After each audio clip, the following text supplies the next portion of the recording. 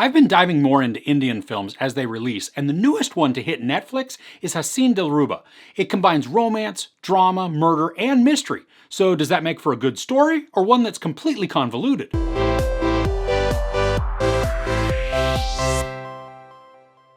Under investigation as a suspect in her husband's murder, a wife reveals details of their thorny marriage that seem to only further blur the truth. So Rishu and Ronnie are married through an arrangement, and neither turns out to be the other's dream spouse. After some time of strained relationship, their marriage is made even more difficult by the arrival of Rishu's attractive cousin Neil.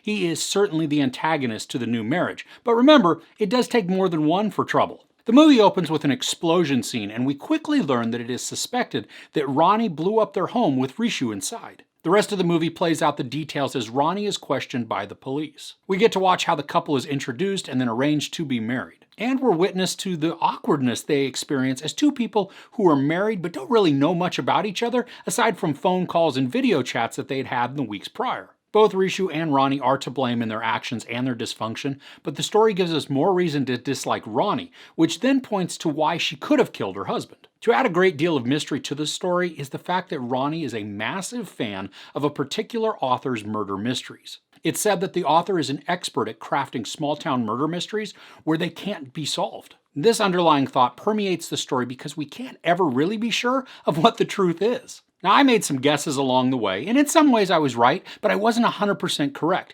which was fun because I got to go along with the story and keep my guesses coming. Now, while I think some of the story is obvious, the way it plays out retains a lot of the suspense and intrigue. I would also stay away from the whole trailer if you want to watch this, because it really does give away a lot to the story. Now, for me, the movie felt long. It's only 2 hours and 15 minutes, and it never dragged on, but there was just a point at about the 90-minute mark that I began to notice the time. I was still engaged, but curious at what else would be covered and where the story was going for the remaining 45 minutes. There were portions of this that felt a little repetitive too, and I think that's a function of how the story is being told, as Ronnie has to keep retelling the events to the police. As she repeats certain aspects, we watch them again and again.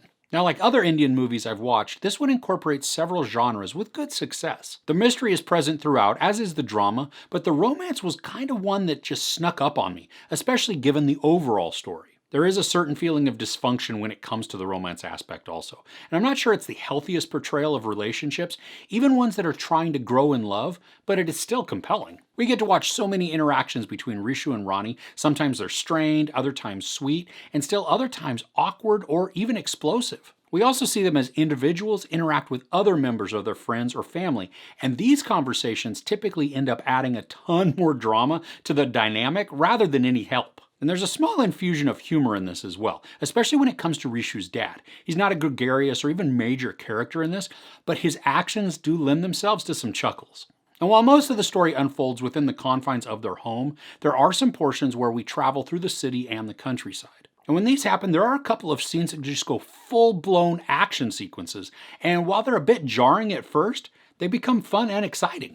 As the story begins to reach its climax, the tension does considerably increase. We begin to watch more of the present as Ronnie is being questioned more and more by the police. At this time, we're also getting the bigger picture of what occurred, and it leads us to the conclusion. I like, though, that the climax is not cut short. We are given the full picture to wrap up the story and not leave us in some sort of questioning state. The ending takes its time to lead us through all the events, and I found it satisfying. So despite feeling the time the movie took to tell the story, I was invested in the characters and engaged in the mystery.